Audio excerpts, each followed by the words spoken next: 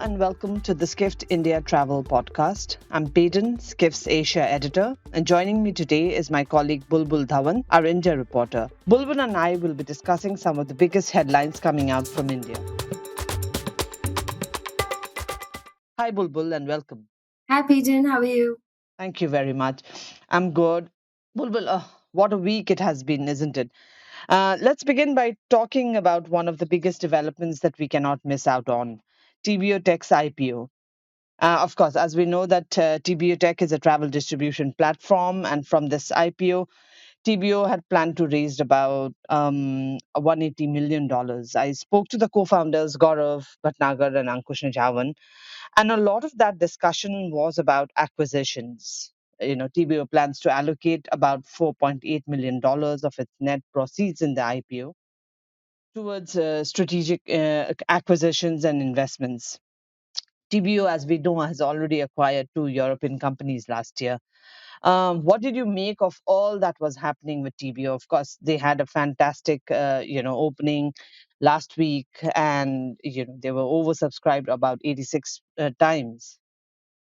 Yeah, I think the IPO was stellar. Like you said, the subscription was 87 times, and then when it listed on the bourses last week, uh, both at NSE and BSC, it was listed at around or more than 50% premium. And since then, it has only gone up. For example, on BSC, when it listed on Wednesday, it listed at 50% premium, and then after Saturday's special session, it closed at 59% premium over the IPO price. So it's just gone on an upward trajectory. And I think if you look at the bigger picture, it shows the continuous growth.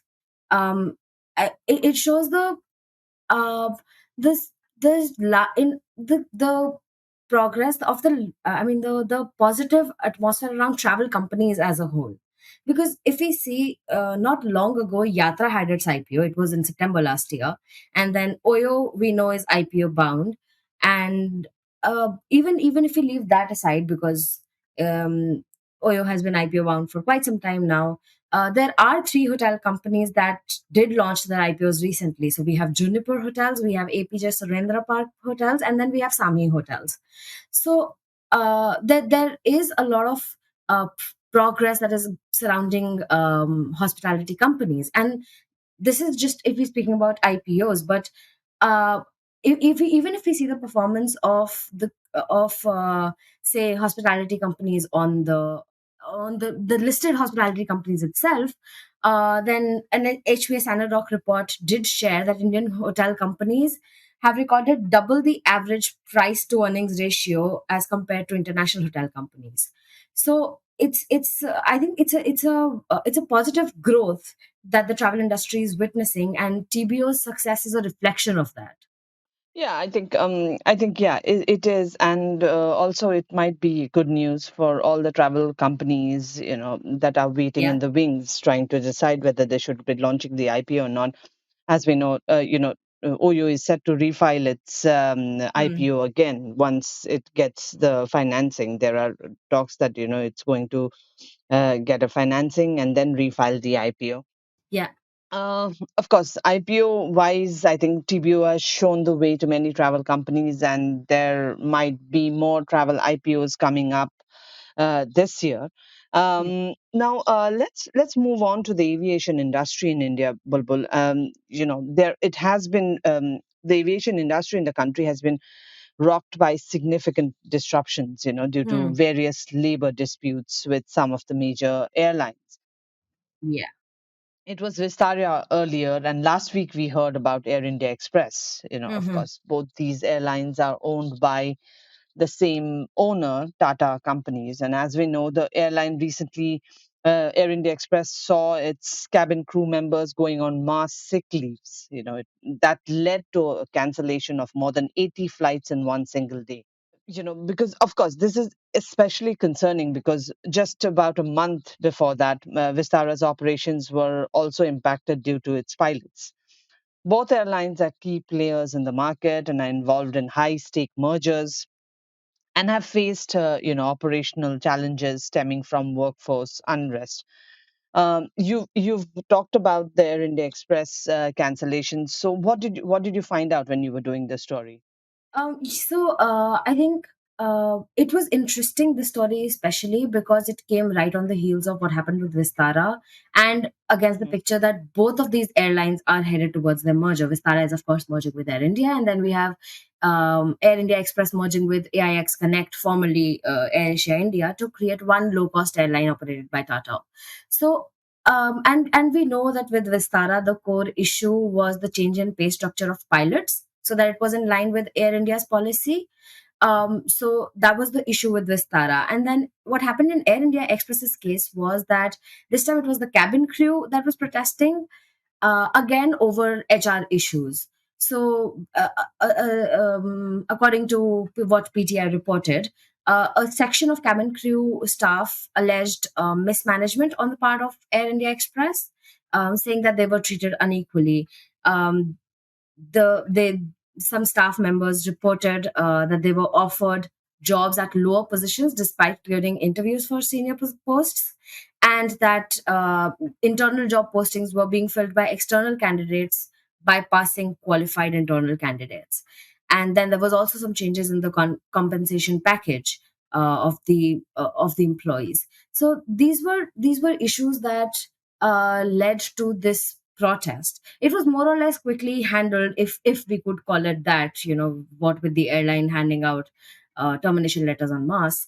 But what I understand from it is that, seeing what happened with Vistara and now what's happening with Air India Express, it's there's a lot of uncertainty, it seems, among the staff about their future as both these airlines run towards their merger. And so I think that is why, as a first step, Tata Group decided, I mean, Air India and Vistara decided to hold a combined town hall meeting with its employees. And I think that may be one of its steps to try and counter these protests so that they can keep the employees in the loop. Yeah, for the employees, they might be having a town hall, Bulbul. But I think as even the passengers are equally concerned, and Yeah. looking forward to how the merger between Air India and Vistara is going to happen. Of course, there have been reports that the quoting Air India CEO Campbell Wilson saying that the merger is expected to complete by the end of this year, and this, of course, is an accelerated timeline, because the previous estimate was about mid 2025.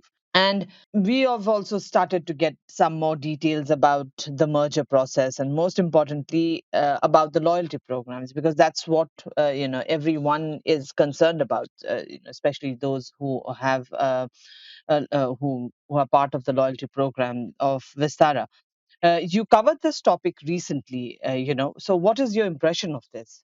Yeah, so I think, first of all, this merger is an important one because Air India and Vistara, they're about the only two functioning full service airlines in India. So combining them is going to make the only full service airline.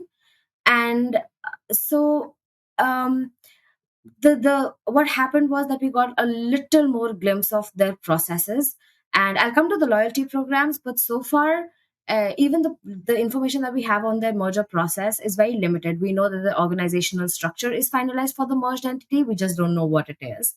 And we know that out of their combined 23,000 employees, they have assessed, I mean, Air India and Vistara, they have assessed 7,000 employees so far, and their roles and responsibilities will be made clear by the end of June. Um, and then we also know that Singapore Airline, which works with Tata to operate Vistara, will continue to have a 25.1% stake in the merged Air India. So, and Singapore Airlines recently said that there are a few regulatory approvals that are awaited. So that is where the cross progress is on terms of, or the progress as we know it in the operational aspects. And then when it comes to the customer facing front, Vistara did send out mails last week to its loyalty program members, the Club Vistara members, Yes. and we finally were able to get more information that Club Vistara will be migrated into Air India. So, Yes, but there's still a lot of gray area in there because they haven't said how, because especially the co-branded credit cards, yes, because Vistara did some really good co-branded credit cards with Axis, with IDFC and other banks. yeah, it So has. I there think it is has not a much few. clarity. Yeah, Yes, it has there's not partnered much with. clarity on the co-branded credit cards as well.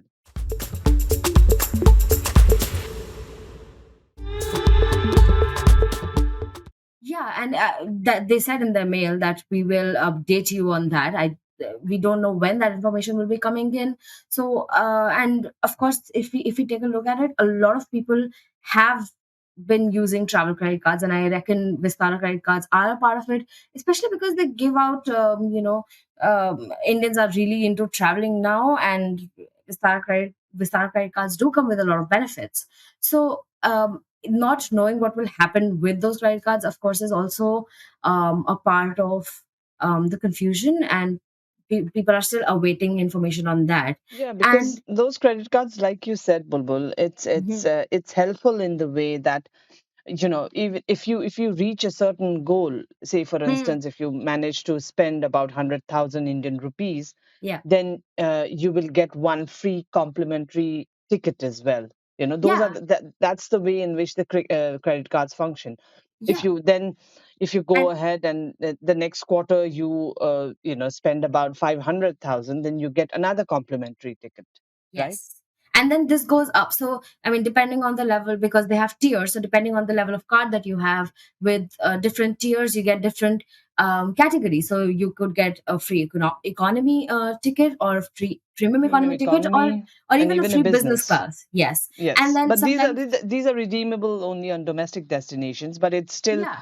very, But very lucrative. but yeah, they're lucrative because as Indians are traveling, it's also something that is promoting, I think, to some extent, or to a particular section of these travelers, it is promoting Indian destinations. When they want to redeem those tickets, they have free tickets in hand, and they would be like, okay, let's travel within India. And Correct. if you look at Air India's co-brand credit card with SBI, then the benefits are not the same at all. You get reward points, but you don't get anything as lucrative as this. And apart from that, also, that I noticed that there is a lot of skepticism among travelers on whether Air India would be able to deliver the quality that the way Vistara has. I mean, okay, so personally, full disclosure, personally, I'm a huge fan of Vistara, and when I was a student, I loved Air India as well because it was a government airline, and so it gave a very, very hefty student discount. And then there was free food and great luggage allowance because Air India used to give, I think, 25 kgs at that point when others would give 15 kgs. So really, there was Yes. nothing else that I could ask for. So perhaps I'm not very put off by the Air India Vistara merger, but I do know that there were issues for some people with in-flight experience. So the skepticism makes Yes. sense makes sense to me. And but I'm really hopeful that with Tata and Singapore Airlines continuing to operate the merged entity, they'll be able to recreate the Vistara magic with Air India. Because even in the run up to the merger, if we see, Air India is adding offerings that will enhance customer experience. So the way I see it, it's a positive because at least so far they're trying to pull Air India up to Vistara standard on the customer experience front Exactly. instead This of is what this pulling is what Vistara down. the Vistara CEO Vinod Kannan also said in his in one Hmm. of the interviews. The idea is to bring Air India to the level of Vistara, right? Yeah. And I mean, yes, we can only wish for that. There, of course, like you said, there have been a lot of issues as far as Air India's operational challenges are concerned, and the in-flight experience.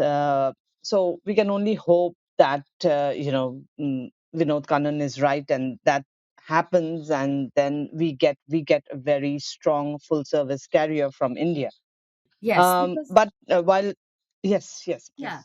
please. Because we see that Air India is upgrading its fleet, and it's adding different offerings. It has added a premium economy class as well, while keeping the first class, which Vistara did not offer. So I think so far it's going in the direction that Vinod Kannan pointed out.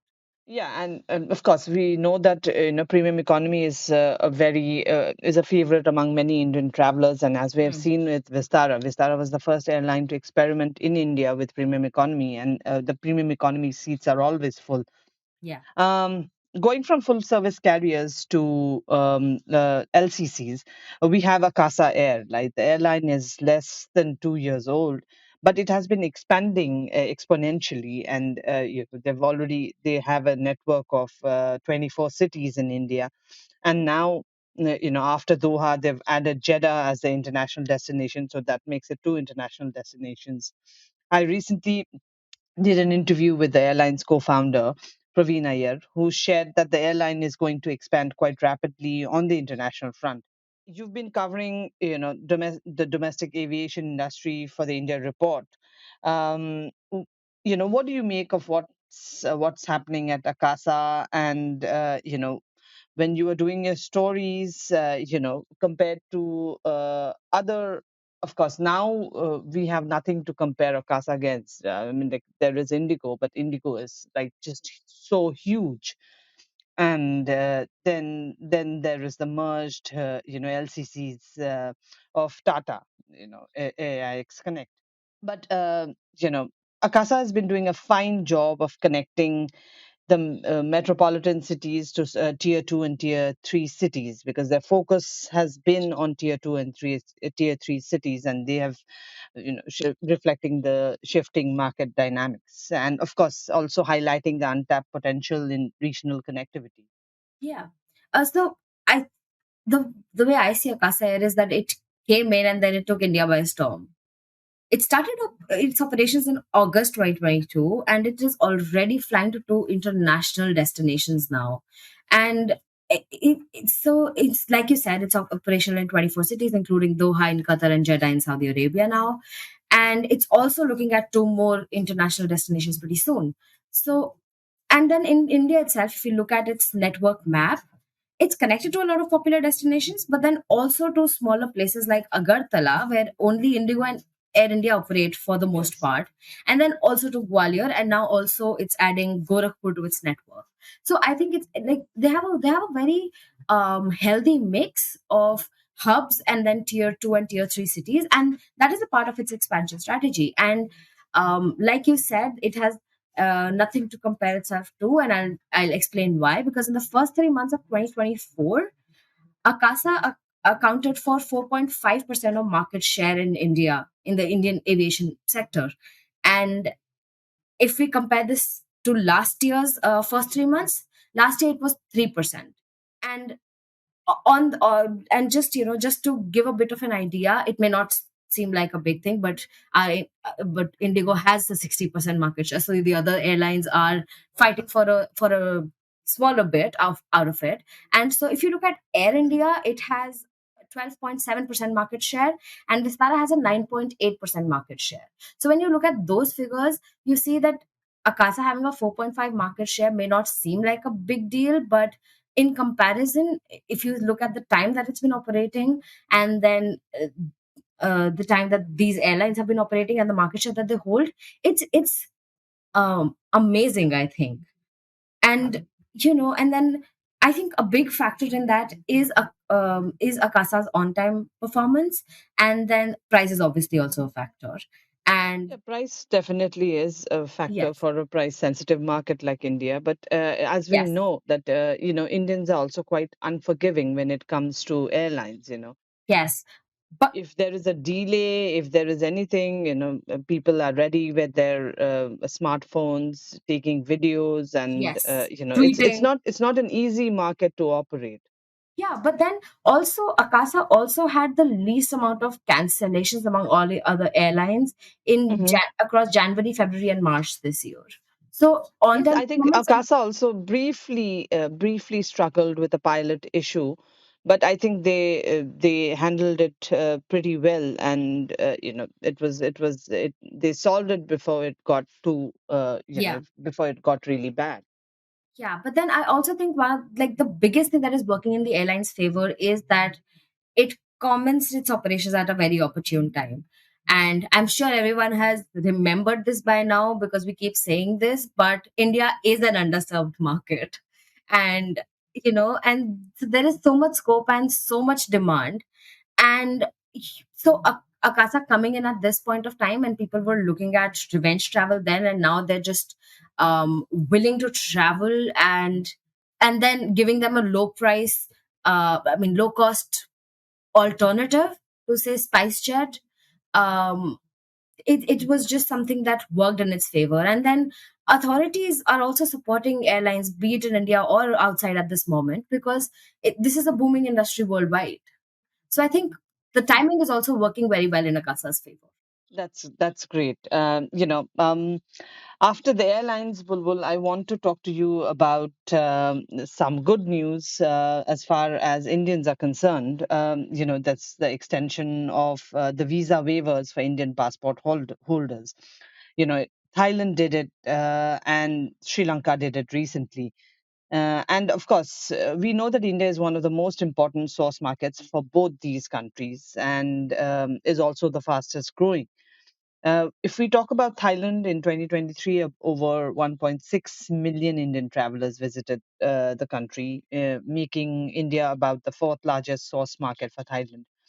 Hmm. And Indian tourists also spent about $1.7 billion in Thailand, when they were holidaying. Yeah. So Thailand has extended the visa arrangement for Indian travelers because it expired in May. Hmm. So they've extended it again for 6 months till November 11th, and this might just be an ongoing thing, and it might again happen after May. Hmm. Um, Visitors are now allowed to stay without a visa in Thailand for a period which that should not extend about 30 days. Hmm. And Thailand has got an ambitious tourism target this year, and but in the first 4 months of 2022, it's got about 12 million visitor arrivals. Hmm. And in that, I think about 550,000 travelers were Indians. Hmm. And this year, Thailand has expects about 1.7 million Indian travelers this year, and Hmm. it's doing and pulling all stops to attract these travelers. And Sri Lanka, as we know, has benefited greatly from the whole India Maldives issue. Yeah. So, uh, you know, would you like to share? You've talked to recently. You spoke to an island resort in Thailand, Hmm. and you covered the related developments as well. So, would you like to share some and what you make of them? Absolutely, because I think this is a very exciting time. As we know, Sri Lanka, of course, is expecting Indians, and it's benefiting from, like you said, it's even the minister admitted that it is benefiting from the entire India Maldives issue. But coming to Thailand, I think one of the most interesting things that I recently saw is that both Air India and Indigo added more direct flights between Delhi and Phuket. And then a week or so later, SpiceJet announced that it's Even commencing yeah, operations in Phuket with even direct. Indigo did that, right? Yeah, so Air India and Indigo both did that. And I mean, they almost doubled their frequency. And then SpiceJet announced that it is also commencing operations between Phuket and Delhi. So I think the airlines are just trying to become a part of Indians' love for Thailand. And now that the visa has been extended, this to and fro between Thailand and India is only going to increase. And while it is true that India is among the most important source markets for Thailand, for Indians as well, Thailand is one of the top international travel destinations. In 2023, Bangkok was the second most popular international destination for Indians. And every time any online travel platform releases their list of most searched destinations, you can always spot Thailand amongst them. So, so of course there is a lot of love for Thailand, and we and because of that we tend to think that it is a very explored destination. Sri Lanka, on the other hand, is still being explored by Indians, but Thailand people is like we also sometimes I also sometimes think that Thailand is a very explored market, but what I learned when I spoke to the owner of Pimalai Resort, which is a resort in Krabi, um, is that Indians are traveling to Thailand quite a lot, but not much beyond Bangkok and Phuket has been explored. This is partly due to the fact that Indians are now going on shorter vacations because they just want to quickly drop by and then come back in. So they're just looking at one place that they would go to and then return. And because currently flights are mostly just flying to Bangkok and Phuket, these are the only destinations that people are exploring when on their short trips. And so these destinations are explored quite a lot, but beyond them, not much. And the thing that I learned from her is that um, with people now having explored Phuket and Bangkok twice or thrice or even more times, she's hopeful that they will look at smaller destinations more. Because, especially because Indian travelers are now seeking local and authentic experiences. And so, what I learned from her, and what I think is safe to extrapolate to other lesser explored Thai destinations as well, is that they are targeting the repeat Indian visitors. Their aim is not to get the Indians to visit them when they're on their first trip to Thailand, but rather to offer themselves as a novelty for the repeat visit to the nation. Exactly, because I guess every Indian who has a passport has been to Thailand, because that is also one of the Yeah. most budget friendly destinations as far as Indian travelers are concerned. And it's short Because haul. any It's not Yes, that far exactly. It's away. just it's and from cities like Calcutta, it's just about a 2.5 3 hour flight, Yeah. and you reach Thailand in no time. And AirAsia did a fantastic job of, because there are some really, the airfares are really reasonable. AirAsia has done a fine job of that. And I remember that when they have done these comparative studies, that it's cheaper to do a holiday in Thailand than to a holiday in India itself. So yeah, I think Thailand will look at Indian repeat customer visitors, because of course every Indian visitor at some point in time may have, with a passport, may have visited Thailand. Yes, and plus we're not afraid to spend. Yes. It was great talking to you, Bulbul, today. And of course, there's a lot happening in the Indian travel and tourism industry. And of course, I can't wait to see what next week holds for us. Thank you so much for being a part of this.